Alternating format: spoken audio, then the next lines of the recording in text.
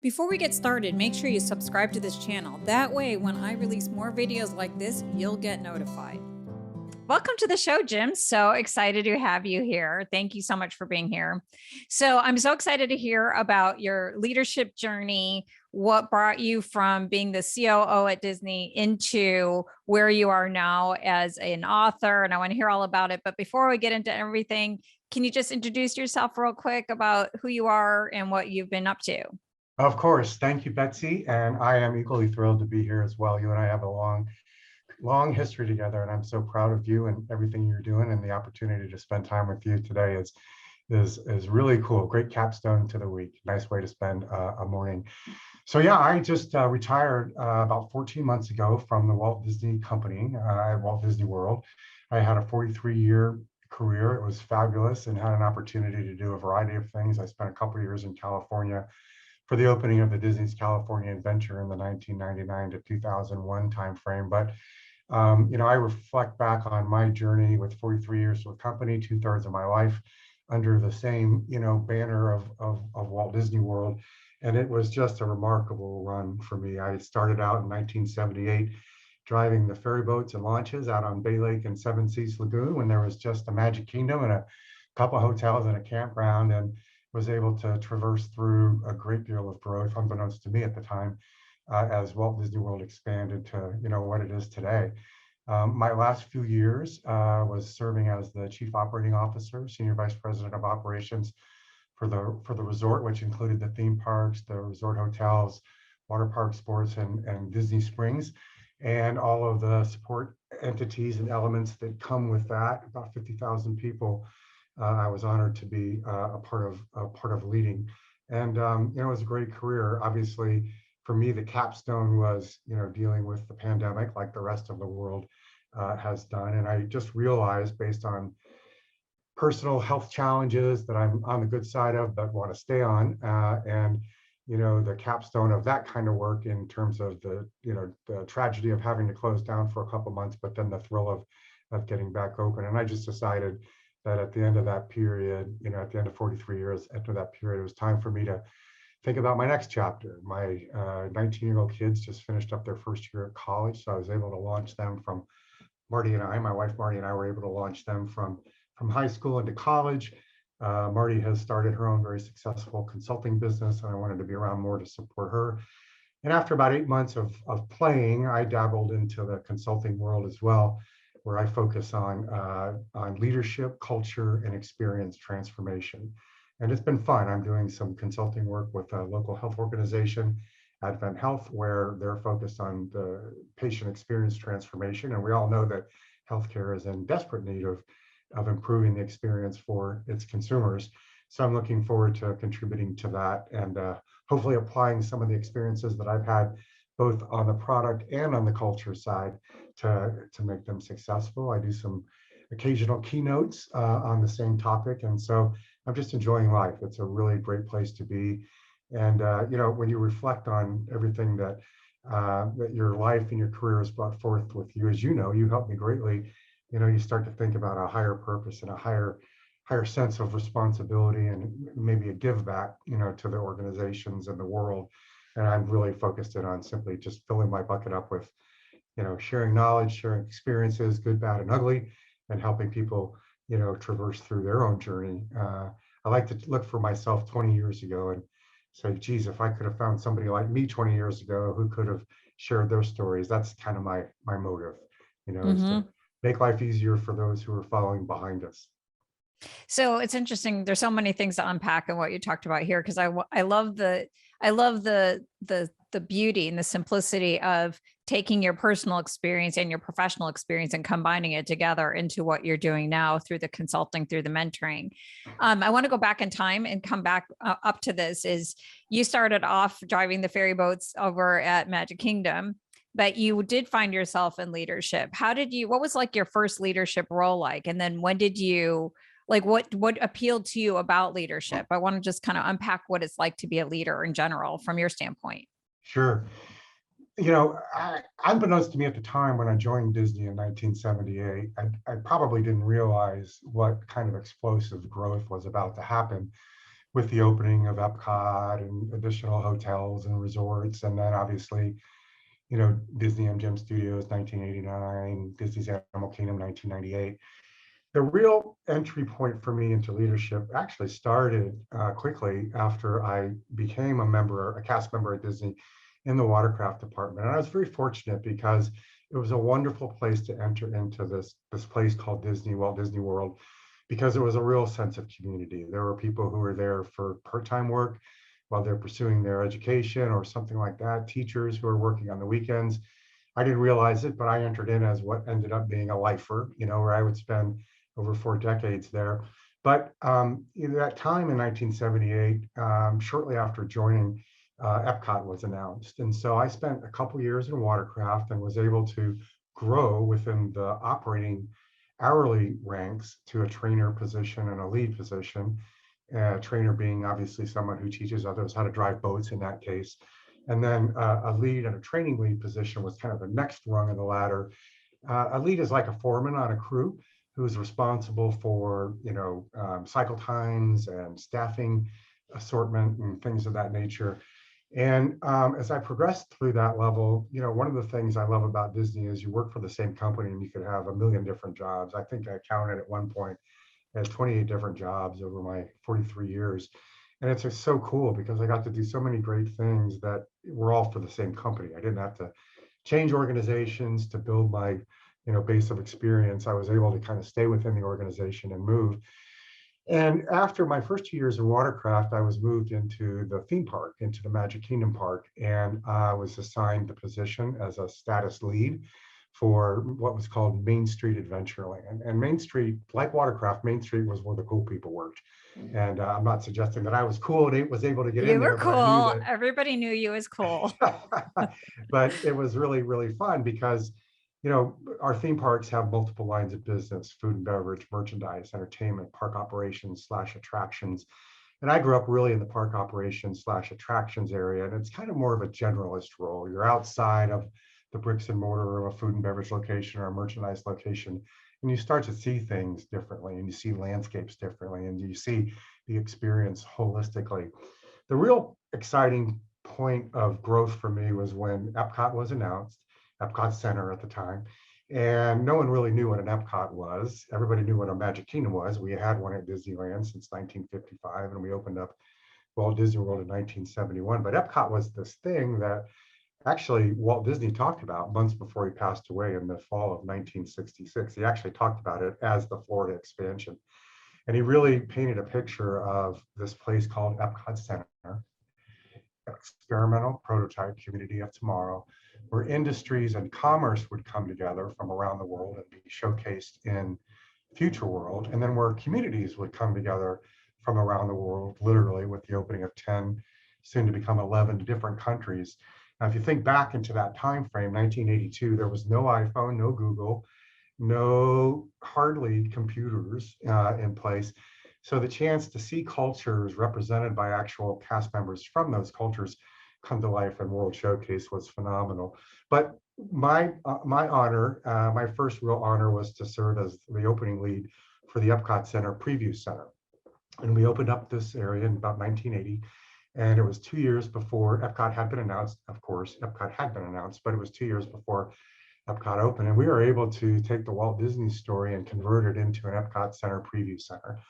And that was so cool because I really didn't know anything about Walt Disney Imagineering or the creative process at all. But I got to learn with other members of about 30 or 40 size team. We got to learn everything about the creative conceit, the ultimate intent of what Epcot was to be, the connection to Walt and his vision. And I didn't realize it. And I'm actually not allowed to have favorite parks, I'm told, because I was in charge of all 4 of them at one point. But Epcot will always have a very, very special place because it was Walt's last stated dream. So I spent about a month doing that. I was able to see it get open, but then I was promoted as the property was preparing for growth with Epcot openings. There were a lot of temporary supervisory positions put in place. And so I found myself back in transportation and spent a couple years in the area of parking operations to lead the parking efforts for the Magic Kingdom, the transportation efforts for the Magic Kingdom, but also to add the scale of Epcot onto that responsibility. Now, I would tell you that if we were to open up a fifth gate right now, if Walt Disney World was to open up a fifth gate, it's a lot different opening up number 5 than it is number 2. Number 2 is actually doubling the size of your footprint. So everything becomes now a multiplier. And I didn't know it at the time, but I was learning a lot about standardization, a lot about consistency, a lot about aligning organizations to be like in nature, like in philosophy, because you didn't want to have Wild Wild West with a second park opening up completely on its own, a Magic Kingdom over here completely on its own. It was the first endeavor into, shared learning, shared resources, and whatnot. And Epcot was hugely successful. I think its highest level of attendance was probably in those first couple of years. And it opened up with extraordinary success to over 14 million in attendance during the first year. So it was really, really fun to be there for opening day. Although I was outside the turnstiles in the parking area, shortly thereafter, I found myself moving to Epcot as an assistant supervisor in World Showcase. And that was so fun. You walk into the break rooms of China and you smell the ethnic cuisine of the actual cast members from China eating their food that they've cooked at home and brought in, or you go to the China restaurant, or any of one of the 10 countries. It was just so authentic and so neat. And it's a beautiful park, to be out and about, and take a couple laps around World Showcase and you're up to 5 miles, in terms of walking in one day. But it was a great starting point and a great entree into there. Of course, I was at Epcot from about 82 to 84. And that was when we had massive organizational change with Card Walker and Don Tatum. Legacy leaders, iconic leaders from the Walt Disney heritage had departed, and Michael Eisner and Frank Wells came in with a whole different level of energy, largely focused around synergy and bringing the company together in very new and unique ways, whether it's marketing events or parades or TV shows. It really started to become this effort that knocked down a lot of unintended silos and walls between different organizations of the company to bring it together and really showcase what we do from a film perspective, what we do from a theme park perspective, and blur the lines organizationally and get everybody to work a lot more strongly together. It's a lot of fun. It's so interesting because I know you so well, and I could hear the seeds of your leadership philosophy in this story. So I hear, one thing for you that you've always talked about, is just always having that bigger picture perspective and having the biggest point of view, and really like manifesting a vision of some kind, either manifesting Walt's vision around what he wanted or other kind of visions, like it's manifesting that. And it's always about aligning the people is another part of what you talked about. So it's interesting that your philosophy seems to have started at that early age. And it seems from your standpoint as a leader, what fueled your success is just taking the very next step, like not being worried. It's like, this is my next step. This is the next step after that. And you just took whatever the opportunities were to next step, next step, next step. And so it seems like leadership was just the next step for you. Yeah, I think that's really accurate. It's fun right now to kind of reflect on all of that, because honestly, I don't believe I did that with the strategic intent of always being connected to and a part of growth, across the property. I was very blessed to work with a lot of dynamic leaders, people who were innovative, game changers at the time, between, people like Greg Emmer, who was a iconic, I refer to him as a silverback gorilla in terms of leadership, because he had obviously been in Disneyland and Walt Disney World, and he was always progressive, working at Disney's Hollywood Studios, Disney MGM Studios at the time. That was the first park that really went head to head with external competition. We opened day and date, same time around Universal Studios opening, and Bruce Laval and Bob Lamb were the vice president and general manager respectively of those areas, and both were brilliant leaders in their own way and in their own right. What I realized in hindsight as I look back is that I worked for people who really cared about me and who invested in me to not just do the day in, day out job responsibilities, but kind of get into my heart and my mind about what I'm about, what I want to do, how I want to grow with the company. And I didn't know it at the time, but it really was a seed plant for me about the importance of leadership. And as you know, you helped me immensely we kind of migrated this notion of leadership matters, which I strongly believe in, and I'll share something about that in a minute, to relationships matter. I get my energy from people. I get my energy from conversations like this and people like you. And I really live to be engaging with others, because I have found through personal journeys and things of that nature that life is fleeting. Life is fragile. I've seen death personally between unexpected losses of family members.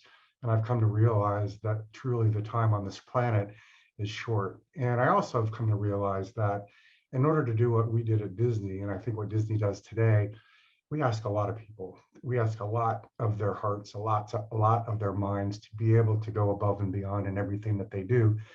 And it sounds so basic and so trite, but the reality is the reason they do it is because they're invested in, and leaders invest in them.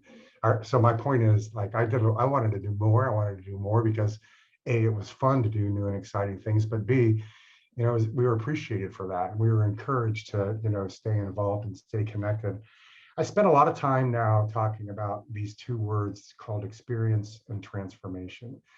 And one of the things that I really have learned over the last decade of my career is that it's so very, very important for us to stay focused on delivering the base experiences. And they're hard to do. When you've got tens of millions of people coming in each and every year to 4 theme parks and staying in our resorts, there's a lot to bring forward to from an experience standpoint. And we at Disney always focus on storytelling, right? Storytelling from evergreen brands of movies and animation features and things of that nature. We bring them to life through experiences. So this idea of experience and transformation is really important. I say experience, you got to deliver it, but you also have to improve it.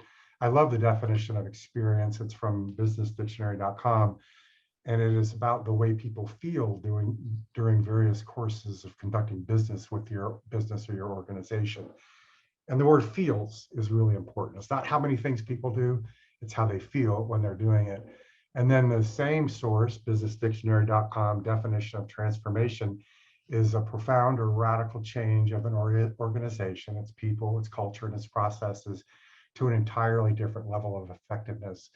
So I came to realize that as a leader, I have a huge, huge privilege to be able to lead Disney experiences, lead Disney cast members.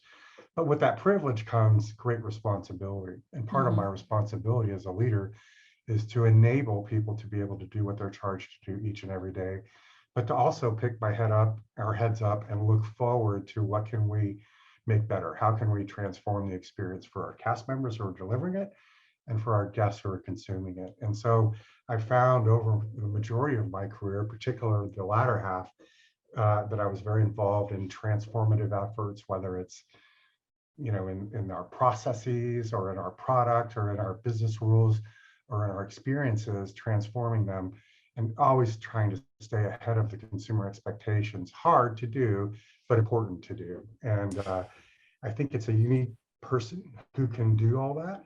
And I was blessed to have been taught and led by people who are really great at it. And take it in on my own and kind of shape it myself, and then carry it forward for the generations that follow us. This is like super fun for me because it's so interesting. So you and I met, let's go back to 1999. So we met when I was an OD consultant at Animal Kingdom, and you were the GM of what, Area 3, I think is what we called it, one of the lands. Yeah. I think that was like a major transformation point in your executive journey. So I want to get to that one, but I want to point out one thing that's so interesting. And I think what makes you a very unique leader is I remember you talking about similar concepts in a very different way at the different junctures. So you and I worked together first when in that Animal Kingdom role, then we worked together when you were in charge of the park operations at the line of business level. We worked together then. And then we worked on major transformation projects together. And then we worked personally when you were leaving.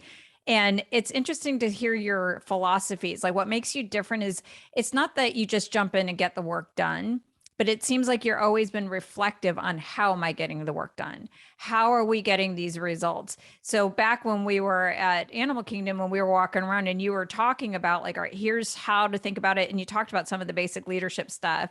Then when you moved to the line of business, your Rick model, Right. relationship influence, credibility and knowledge became like the model that you were kind of playing around with there. And then now to where you talk about it is experience and transformation. Like it's taking these concepts and just developing them. It's not like you just came up with these philosophies, in the past, decade. They've been germinating, or at least I Yeah. remember them in the seed form. Do you feel like a big part of what makes a leader, what makes a really great leader, or a leader versus just a manager, or what makes leadership unique is having the ability to reflect on how are we getting the results? How are we partnering? What are our processes? It seems like a lot of leaders don't do that. They just want to just get in, get stuff done, done, done, done, done. But you've always been that mindful person taking a step back. And I don't know if that was where you were, because I remember you in your story that there was something that was significant that transformed your understanding of your role as an executive, and making that your career as the focus is I'm an executive leader versus whatever your line of business was or whatever your technical knowledge was. Is there anything that you could say was a catalyst that made like, okay, this is what I want to do clear? Is there a story in there that put you on this path of being really mindful and a student of executive leadership? That's a great question, and it's a deep one too. As I think about my early years building up to maybe the midpoint of my career, I was always connected to something new, but at the same time responsible for delivering the base, the day in and day out base responsibility. I have a sense of curiosity and a sense of optimism that I think, I think has really benefited me to be able to kind of see the forest through the trees in terms of what we have to do day in and day out. And as I was, blessed to be assigned to, being connected to new openings between Epcot, we just talked about, Disney's Hollywood Studios, Disney MGM Studios at the time, I gave an eye to that. I was in transportation again at the time, for that opening. Gosh, I can't think of one specific point, but what I really enjoyed doing was having fun. Okay. And so if you look up the definition of work, there is nothing sexy about the definition of work. It is work. But if you think about work in relationship to your life, I look at work as 1/3 of my life when I was working. And it never works out this way, but you sleep 1/3 of your life, you play 1/3 of your life, and you work 1/3 of your life. It's usually you work half your life and the other ones get compromised. But, to me, it's more than a job. It's more than work. It's an opportunity to connect with people and really understand through true, authentic engagement what they're all about, understanding what can move people to do the impossible. As Walt said, it's kind of fun to do the impossible.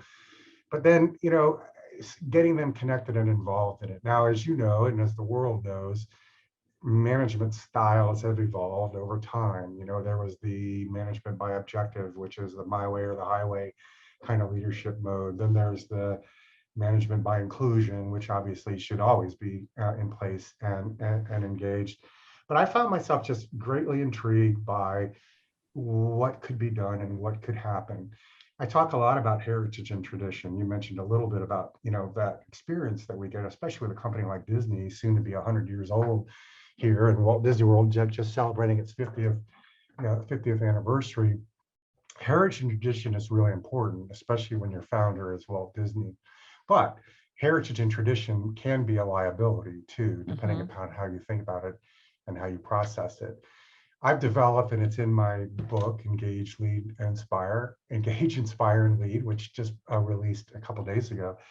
And I talk about a series of leadership beliefs that I think are really important. And one of the first ones is honor your heritage and tradition and allow it to be the wind in your sails. As you know, I love water and I love boats and I love being around that. I do think it's important to look back and reflect on what's gotten you here. And generally, it's your heritage and tradition. For us, our focus on safety, courtesy, show, and efficiency, and now inclusion. Forward to the basics. Forward to the basics. You remember Yes. that? Yeah, that's another remind one me of to come your. back to that because I want to talk about that in a minute. But Okay.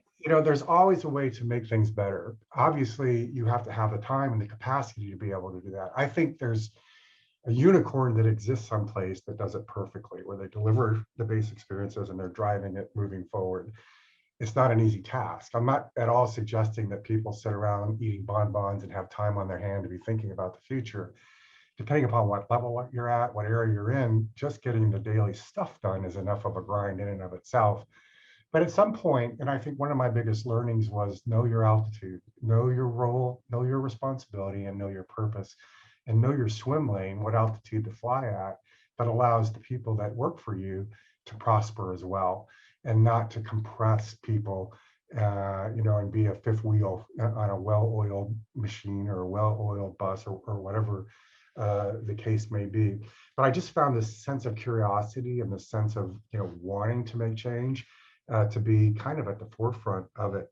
Animal Kingdom, you mentioned briefly, you and I did connect right shortly after opening, I guess it would have been.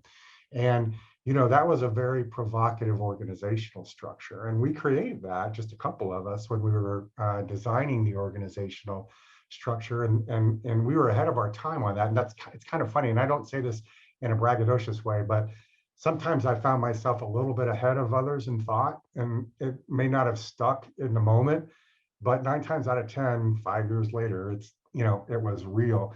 And the structure was real. We created a very different structure that moved off of the traditional line of business verticals of food and beverage and merchandise and park operations and entertainment vertically within a profit center, matrixed by what we call line of business. Now it's called development, optimization, and standardization. We created a generalist structure to where historically my role would have been responsible for attractions. Someone else's would have been responsible for food and beverage. Well, we created this generalist structure, we called it the Proprietor Model. And we wanted to replicate somewhat of a hotel structure where, as a general manager of a hotel, I'm responsible for everything. So Animal Kingdom opened up with this proprietor structure, generalist in nature. So I was the general manager of Africa and Asia, the food and beverage, the merchandise, the attractions, and the entertainment in those whole areas. And it was the coolest structure in the world. Shortly after opening, as you know, I went to California and it got unbundled. I think there was more of a move toward consistency. Guilty. I was a part of that. You did that. No, it's because the rest of the organization had an issue with it because Animal Kingdom couldn't partner. And that was one of my projects. Sorry. Well, it's funny. This is an example of what I talked about. So in roughly 2016, we went back to the proprietor structure. Now, by this time, I'm responsible for all of the operations at theme parks. I think I had become COO. And we restructured our organization back to that model. And Disneyland is still in that model today, the proprietor, the generalist role. We restructured it. We ran it that way for a couple of years. It was phenomenal. Yeah, it was hard to work with partners, but partners need to sometimes remember they support the delivery of the experience. And one of my biggest regrets, and I didn't write about this, and I wish I did, was that we had to unbundle that 2 years later, and it was a mistake. And I should have fallen on the sword for it, but I didn't. I caved because we needed. It's a long story, but we had originally intended to go down in executive headcount by creating these generalist organizational structures, giving people direct ownership of everything under their feet, that they were responsible for. There was a suggestion that we take a layer out. I was reticent to do that. I should have not done that and should have left it where it was. So we ended up taking a layer out, had to add more executives than we had intended. And long story short, we unwrapped that, unfolded that, I guess, for lack of a better way, in the 2018 timeframe. I regret that. I regret allowing that to happen and not being more thoughtful about what it looks like. Because I do believe, as you said, a generalist mindset is one that can stand up above the fray and think holistically from an end-to-end perspective. And to me, we always say, guests don't care about our org charts. That's Meg Crofton's famous quote. They just want a seamless end-to-end experience. And so what we did in the 2008 to 2014 timeframe with the My Magic Plus effort and the Next Generation Experience Project, that really opened my eyes to the critical need to be thinking holistically from a consumer perspective, on the end-to-end journey. But let me say something before I forget it, Betsy, and you are a perfect poster person for this. I have a finite amount of intelligence and intellectual capacity. And I found that the catalyst for me to be able to do what I did was not what was in here, but what my head was and what I was surrounded by. People like you who are brilliant at organizational development, brilliant at pushing the envelope, brilliant at thinking differently. And I always believe, and I believe to this day, that a leader must surround themselves with diverse thinking, creative thinking, contrarian points of view, and you've got to create the capacity for yourself and your key partners. I called them my circle of influence. Actually, I called it my inner circle, but then I realized I better not do that because no one wants to be in the outer circle. Everybody wants to be in the inner circle. But it was people like you, with a strong external perspective, courage, to think differently, outside experiences, that bring to bear. I think of HROD as critical partners. I think of an integration engine within an organization as being critical to be able to go get things done. I think of a strong admin person with Sherry, who I was blessed with for 15 years. But I look at those people as a circle of influence people that I would intentionally spend time with no agenda to say, what do we need to do here? We got problems in our guest experience scores. What is at the root cause of all this? And so the power of one is one. The power of five is five. And, when you get bright people together and you create, I believe, an environment where you can have discussion, debate, argue, poke at, and push and prod, and embrace that for what it is, which is gold, because something as always good is going to come out of that. Ultimately, at the end of the day, I have to make decisions based on all of those inputs. And if I'm making a decision as a leader in isolation, it's the worst decision I could ever possibly make. If I make decisions that are rich with various points of view and contrarian thinking, then I'm going to be better for that. And the organization is going to be better for that. So inclusion in that sense, inclusion is a big word these days, diversity and inclusion. But inclusion in the sense of diverse thinking is hugely important for organizations and for businesses. So it's interesting. So a lot of times when people think that an executive is hiring a consultant, they think it's like, well, you're hiring me for my best practices, or you're hiring me because I have XYZ methodology. But doesn't sound at all like what you're looking for. You're looking for someone who you can take your ideas and play around with your ideas, test your ideas, somebody with courage and somebody who could challenge you to think differently about the ideas. So it's really more of a thinking partnership than it is around like, I have this special methodology. Did you care if I have a 5-step methodology in X, Y, and Z, or my credentials, or is it just my personality of I'm going, if and you and I are going to have a conversation, it's going to be a rich, diverse back and forth, like we're playing pickleball, like you like pickleball. We're going to be taking the idea, and I assume pickleball's like, what, isn't it? You throw it against the wall, like with the big racket. Well, it's like tennis. It's like a baby game of tennis. It's like a big game of ping pong and a baby game of tennis. So, anyway, you're going back and forth, right? Yeah, that's what you like. The idea, you're all about. So as a visionary leader, you're all about the idea. Yeah. And so as a visionary leader, the idea is the little pickleball, and it's us playing the game with the pickleball. And that's going to be what matters, is like, you're going to play your best game because you have a worthy opponent, if you will. Right. You could push it before it goes out to market, or before you go forward and implement it, you stretch the idea enough. Seems like that's the big reason why you would hire someone.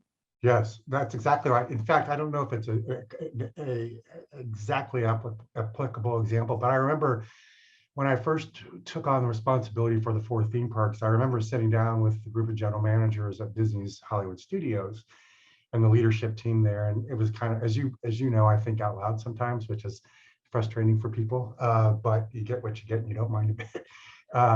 But I remember just this thought went into my head. I'm going like, you know what? They're asking me, what do I think we need to work on collectively as an organization? And I said, to be an organization that is like-minded but different, that is driving the business in successful ways.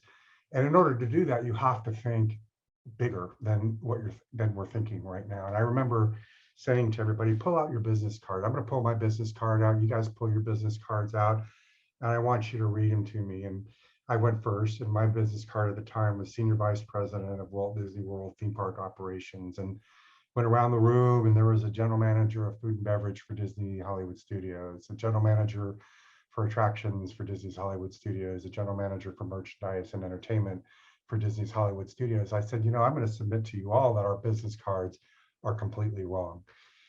They tell us what our subject matter expertise is, perhaps the industry that we grew up in and the experience that we have, but our business cards should actually say Experience Stewards. Because if you think about it, this notion of connecting the dots across various business units and making it opaque, maybe even invisible in terms of organizational structure is what makes end-to-end experiences great. And that resonated with them, and they went, whoa, I didn't even think about it that way. I said, I'm not telling you that your subject matter expertise is not important. It's critically important. It's what's gotten you to the table.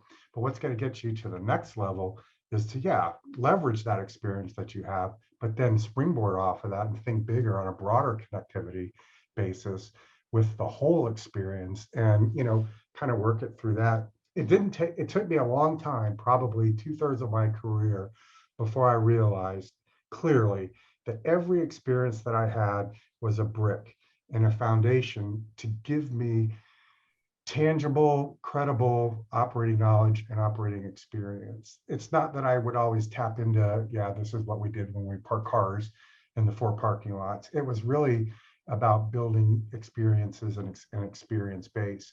So you are a perfect example. You have a lot that you've done over your career that serves as a foundation to get you to what you're doing right now. You're not doing much of those things, but you're doing the aggregation and the energy of what those things come to bear. And I think that to me is like the classic definition of a generalist leader. Someone who has a broad base of experience can tap into it if they need to, but rather can connect it all together at a higher level with a higher purpose.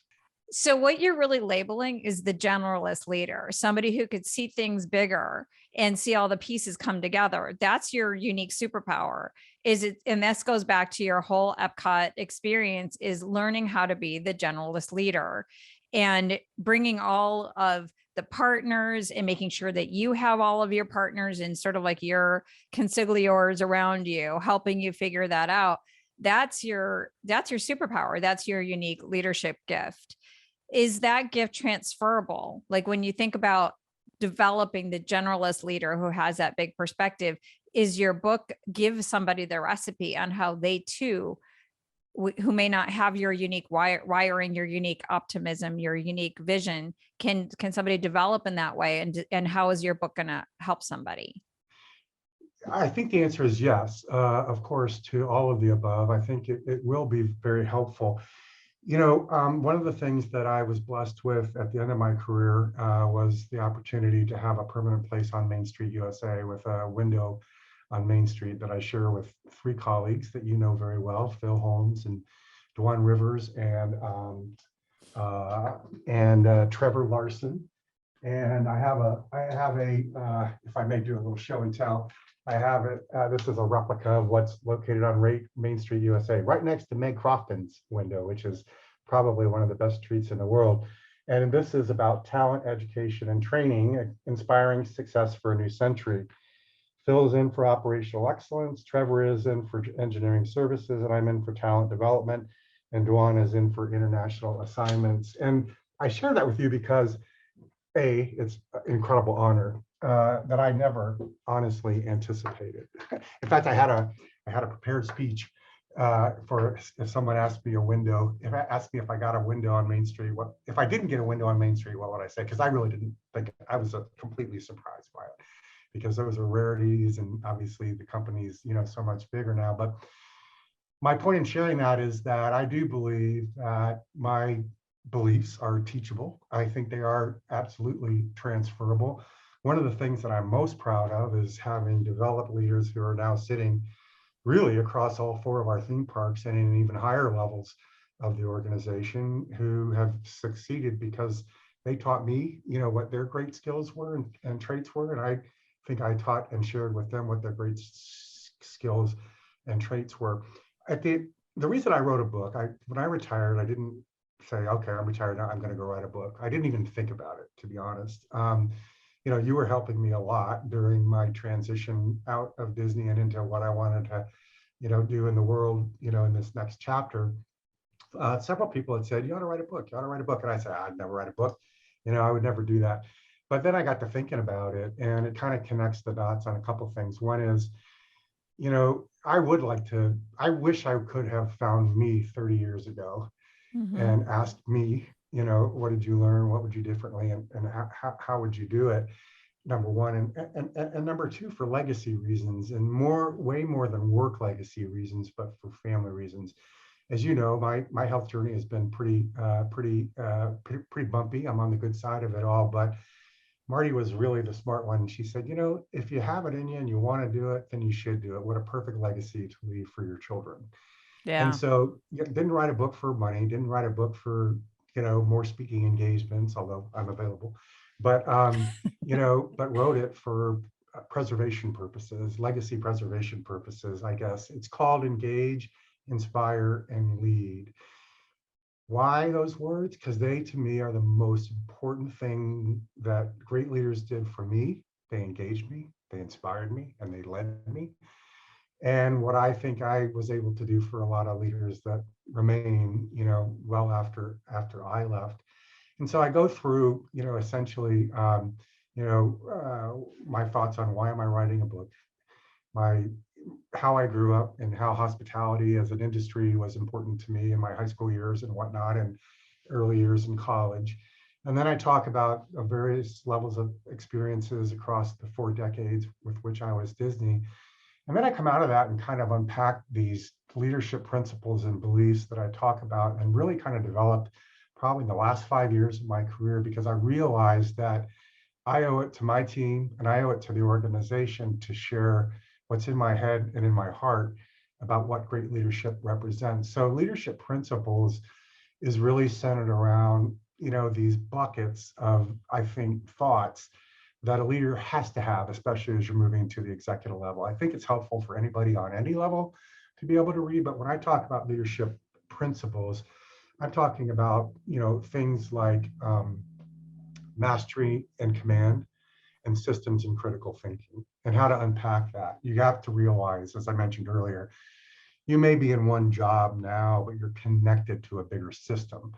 You have other parks that have the same structure that are doing the same thing. And so you need to know, if you make an adjustment on this dial over here, it's going to have an effect throughout the entire ecosystem.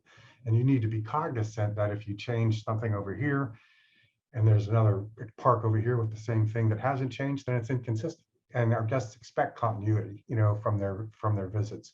But I believe that leadership principles are centered around mastery and command, systems and critical thinking, effective communication, vulnerability, trust, and humility. So I talk about those as important components of a leader to be able to take on more responsibility, and more importantly, engage and inspire large organizations to follow them wherever they want to go. My beliefs are a little bit different. I have about 8 different beliefs that I talk about. I mentioned one earlier. It is obviously thinking about heritage and tradition. I also believe in clarity, unity, and agility. It's a huge principle from a book called Strategic Speed. I also talk about strengthening your core.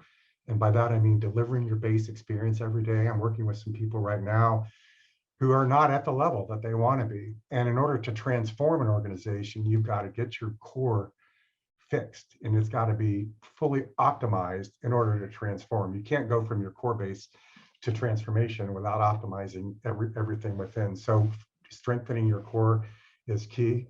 Leading with a transformational mindset. We've talked a lot about that. You're the best in the business. I think Disney's the best in the business until they start to think they're the best in the business. We have to all believe that we can be better. We have to all believe that we can improve. And so this idea of leading with a transformative mindset, waking up every day and saying, I know this could be better, and thinking about it on your way in and getting there. And yes, making sure it's running perfectly day in and day out, but forward thinking in terms of how to think about that. I talk a lot about the balance of art and science. The world is largely focused on data. I think that data is hugely and extremely important, but it's the translation of that data that is the art. And I remember talking to one of the vice presidents in one of our theme parks shortly before I was ready to take off for retirement, and they were having trouble justifying something because the data wasn't telling the story. And I said, well, what is the data telling you? And she told me her interpretation of it. I said, well, that's data.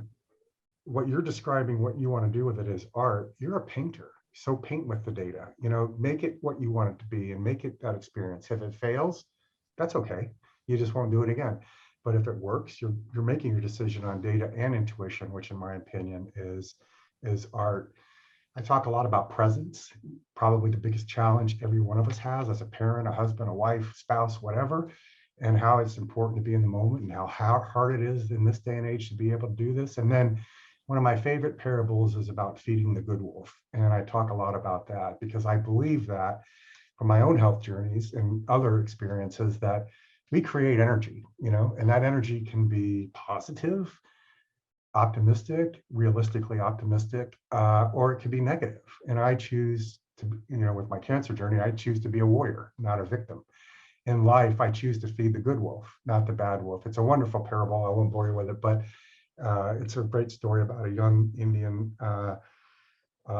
brave who was talking to their great grandfather, the chief, and he says, "There's a war inside me, Papa. There's always this good and this bad, that's working against each other." And the elderly statesman said, "Grandson, there are two wolves inside you, and they're always fighting with one another. One is optimistic, positive, outgoing, high energy, and the other one is, critical and negative." And the young child said to the great grandfather, "Which one wins the battle?" And the great grandfather said, "The one you feed." So I like this feed the good wolf idea because to me, life is what we make it, and life is what we believe in, and how we do it, and how we live it. And I think this notion of, you gotta think that it's going to get better. You got to think it's going to be better. You can't will it to be bad. So anyway, off on a tangent there, but so those were some of the ingredients in the back end of the book. And ironically, I had created these principles and beliefs well before the idea of engage, inspire, and lead.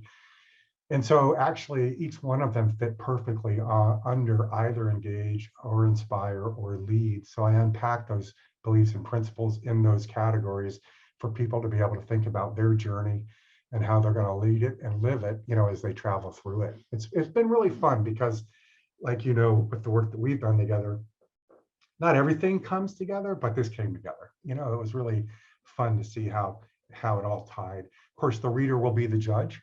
It's available on ebook now for $1.99, such a deal.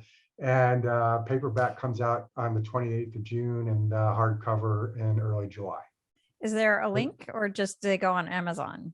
I can forward a link to you. If you go on Amazon and go into search bar and type in engage, inspire, and lead, it will pop right up. It's, it's funny. I'm laughing because folks who helped me with the book are sending, it's rated #1 in like 4 different categories in the first 3 days. It's a bestseller, but I have a feeling $1.99 makes a big difference.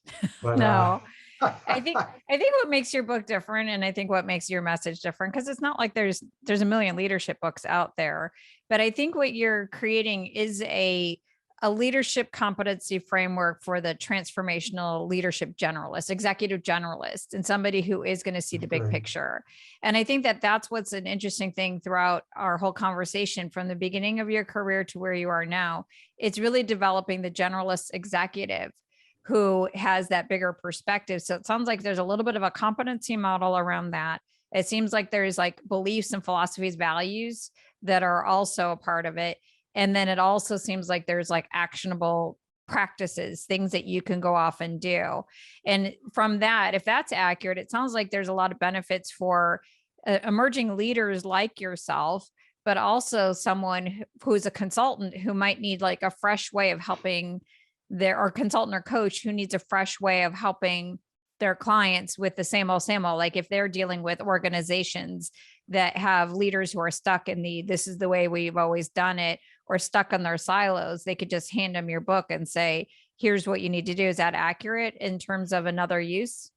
I think so, very much. Each one of these sections, by the way, has key takeaways that I think are easily transferable to any individual in any role. But you said it well, it's this generalist mindset. And I want to be really, really clear that to say that you have to be, you have to have a specialist mindset and a generalist mindset. So you have to be a little bit schizophrenic, if you will, to be able to not leave what's happening day in and day out and abandon it, but to be able to balance the day-to-day with the longer term view and the longer term vision. I think, as you well know, having a clearly, I like clarity and unity, and agility as a principle in a big way. Because if you were to think about things that went suboptimally in any organizational rollout, launch, or something of that nature, 9 times out of 10, if it was suboptimal, it's because there was a lack of clarity on the front end. And at the same time, one of the most important beliefs that I have is, as leaders, you got to have bravery before perfection. If you're going to sit around and wait for everything to be perfect, you're going to be in last place. Yeah. I like this idea of defining your destination and going and being nimble and agile along the way. I love mountain climbing analogies. You know, oftentimes you can't see the top of the mountain where you're going, or you can't see the base camp that you're traveling to, but you know you better get going if you're going to get there and get there on time, and just be nimble and agile along the way. The path may take you differently. That's okay. As long as you're maintaining forward momentum, then I think you are moving. And companies, the other thing is that this workplace today, you know, is better than I probably, that the employees own what it is they want to do and what it is that they want to contribute to. So this idea of coming in with, you know, just checklists and just, you know, task orientation to go just do things, the what is critical. Or I should say, standing alone, it's going to fail, but it is important. I love Simon Sinek's Golden Circle. I'm a big fan of the why, the how, and the what, and how we do that. And I believe from a purpose standpoint, you know, Disney's purpose is to create magical memories that last a lifetime for guests of all generations. And I often think about that purpose. It's like, really, we need to remember why we're here, and everything that we're doing is contributing to a bigger experience. And I think getting people to think above that and realizing that their impact could be far bigger than what they do. Work isn't about 9 to 5 or, you know, 10 to 6 or whatever. Work is about life, in my opinion, and how they all weave together. You know, I've talked, I think I've shared with you before that I believe in my life, I have 4 circles that I look at: faith, family, work, and social. And that is my life. And they're all in some state. And if one of them's out of state, in disarray, it's probably okay. I can figure out how to focus on that one and fix it. If 2 of them are out of control, then I'm kind of like, uh-oh. You know, if 3 of them are out of control, it's broken arrow. So I like to think about work as a part of my life, not as a task or a necessary evil. Easier said than done, because I know people work paycheck to paycheck and whatnot, but there's a higher purpose there, and it's what you can give as well as receive, in my opinion, especially as a leader moving up within the ranks. The people who are differentiating themselves right now are doing it with their hearts and minds, not with their technical expertise. Can I mirror something that you had said earlier? I'm going to jump in real quick. Is you were parking cars, you know, from other people's perspective, people could say that one is not a really sexy job. You know, you're driving water boats and stuff like that. I think that you looked for the higher purpose. I don't think that you necessarily had to have Disney. You believed in relationships from the time you were young as a twin and all of that. And you're bringing that to the table. So it seems like one of the action items for anybody who's listening in is, if you are starting a company, make sure you're clear on the purpose. If you're in a company that seems like they just built it based on money, then try to find that purpose in that.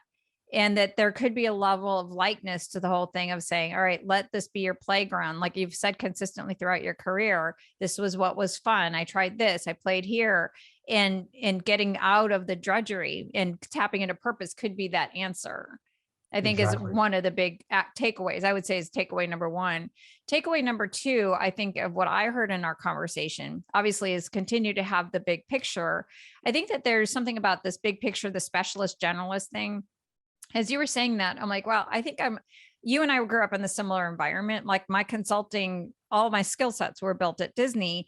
And when I was in the OD department, like we had organization development consultants, we had leadership consultants, we had productivity consultants, we had HR consultants, we had all of these different people. And it's like we all stayed in our lane, but we were expected to partner. Right. And I think that that's where that big picture could come in, is if you're a leader, that you can be a generalist of all of the leadership areas, is that you're a generalist, but you're a specialist within your line of business based on however you're connecting into the system. So it's like, own your lane, don't step into somebody else's lane, own it, be excellent, but then partner. Seems to Exactly. be a second takeaway as it relates to the generalist leader, is another takeaway. So number one, make work fun. You can make work fun when you find the purpose. The other ways you can improve your effectiveness is stay in your lane, hone your lane, develop your lane, and always look for the biggest perspective within your lane. And then look at the bigger perspective within the organization. It's like, well, who else do I need to be connecting with? That Yeah. could be another takeaway that somebody could have. Is there other takeaways that you would say for somebody listening in, is saying, all right, these are 2 actionable things you could do right now based on this conversation? Is there a third one that you could think of? Well, let me hit one of the examples you laid out. And I do have a model in the book. It's called Circle of Influence. I mentioned that briefly earlier, but I talk about it in the book in the sense of, you do have this circle of influence that you lead. The bottom third are those people that report to you. So you've got to be present and available and accessible, empathetic and influential within that group. The middle bar is your peer group. Those individuals who are like you, maybe at the same level, likely at the same level, but not just within operations, in research and development, in industrial engineering, in consumer insights. Those are all people who have an influence on your specific business. And you need to kind of wake up every day thinking about, how am I going to hit this lower third? How am I going to hit this middle third? And then, of course, there's the leaders that you work for, and the steering committees and the executive committees that are in the upper third. I think leaders sometimes forget that one of their biggest responsibilities and privileges is to advocate for the great work that their own team does. So the more you can do that with your peer group and those above you, the more they're going to see the great talents that you have within yourself and within your organization. It's not just about showing up and delivering the base. It's about showing up and delivering and influencing and driving really across all of those circles. The Oh, and only then the other balance one, thing. Can you right? mention, like, the balance? Could you bring in that one? Yeah, you mean about specifically? Like, you have your F's, like, what if somebody, so you said that the family, faith, friends, what if, Family, faith, social, and work. Yeah. oh, okay. So they weren't all F's: family, faith, friends, We can make a mess. social, we Family. could, faith, friends. See, that's another And one. I'm not good at acronyms. I don't even have RIC spelled right. Relationship, influence, knowledge, and credibility. So I'll work on the F's for the family, faith, okay. fun. But so Product. what if somebody's got so it seems like one of the big takeaways is recognize what's in your balance wheel, if you will. But what if something's out of balance? How does somebody get back in balance? Well, first of all, hopefully they recognize it early enough to be able to rebalance before it gets too far down the path. But when I found myself out of balance, it took me a long time to figure this out. I needed to step back from the other 3, not necessarily abandon them, but step back and really pour myself into what is wrong in this particular case, whether it's a bad relationship from decades ago or something like that. If that is messing up my head in the other 2 or 3 circles, I better fix that so that the other ones don't become out of whack as well.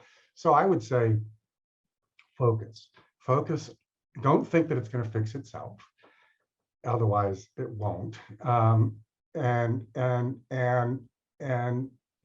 pay attention to it and understand with vulnerability what's out of whack. Seek help if you need to seek help. But the reality is, I don't, by the way, go like, oop, out of whack, gotta go do that, oop, out of whack, go do that. When it's really out of whack.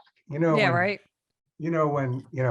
My faith So, journey is a good example of that. I grew up in Catholicism, took a long break, went through a lot of changes and realized there's something missing here. There's something that is out of whack here.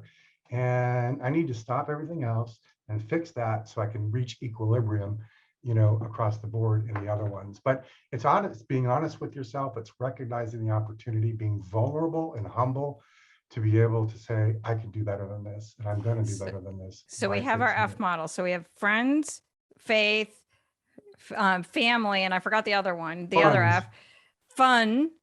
Oh, funds. F-U-N-D, yes. Oh yeah, funds. And the way that you solve it is you focus, you fix it, and you figure it out with help. Wow. We got 7 F's. Just now we got an alliteration there. You're amazing. Awesome. Okay. So as a wrap up, is there if you were going to give advice to consultants, coaches, like, and the people that were in your inner circle, that are trying to help executives like you create the kind of changes that you are in charge of, what advice would you give them that would help them better connect with someone like you? What kind of messages would you want to hear that would make you say, oh yeah, that's the partner for me, if you didn't already know who they were? I was thinking, as you were saying that, there were a couple of things popping into my head. I think everybody needs to do an occasional reset. And it's not a reset necessarily of your entirety of your leadership capability or your leadership strengths, but it is to basically step back and assess on your own, honestly, how am I doing in key areas of engagement? How am I engaging authentically and deeply with the people that I spend a third of my life with at work? Secondly, is to be honest with yourself and take the time that you need to say, what can I improve in myself and in my organization? And really, we did a paradigm shift during the next generation experience thing that I still use today. And it was an honest assessment of who are we today and what do we want to be tomorrow? I've used that personally, but we use it from a project perspective because we had become episodic, we had become complex, we had become mass anonymous. And we knew we needed to become different. We needed to be different. We needed to be more immersive, less complex, simple and seamless.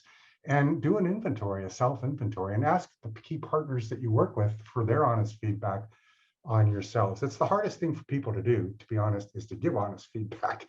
And I think it's the biggest gap we have in leadership today, is taking the time out to spend with investing in people on how they can improve themselves. But no one has ever reached perfection. My mantra is, like, I can always be better in my 4 circles or in anything that I'm doing, but I can't do it on my own. I have to rely on Marty, my wife, to give me thoughts and ideas and input and encouragement, or to tell me from a contrarian lens how to think about things differently. But I would embrace contrarian thinking. I would find your circle of influence and connect with them, not just when you need them. And that's really important. How many times have you gotten a phone call from someone you haven't heard from in 3 years? And it's always like, hey, how you doing? And you immediately know there's an ask for something on the back end. Yeah. Well, if I always pay attention to this, because I don't want my first phone call to be to somebody with an ask. I want my first phone call and subsequent phone calls to be on this relationship thing, so that when I do call for the ask, it's not just, oh, he only calls me when I need a favor. It's all about connections and relationships, because relationships matter. That's my big mantra here. And I think that an organization, especially one that's in the resort destination business, but really in any business, has the opportunity to reset, reestablish their why, and drive their purpose to the next level with a vision, and a clear vision for everybody else to follow. Define the destination and go, and be nimble and agile along the way. Don't wait for perfection. You'll be passed by everybody. So for you, as a consultant and a speaker, the kind of situations that you want people to call you for is when they are looking at a transformational opportunity and they need to have somebody to help them stop, reset, consider who they are, where they want to become. And so for you, that's where people should be contacting you from that standpoint. If you're, and particularly your passion right now is healthcare, but these large companies that may have gotten to a certain point where it's like, okay, we got to think differently is really where your sweet spot is. That's exactly right. And do you mostly do consulting, or do you do coaching as well with executives?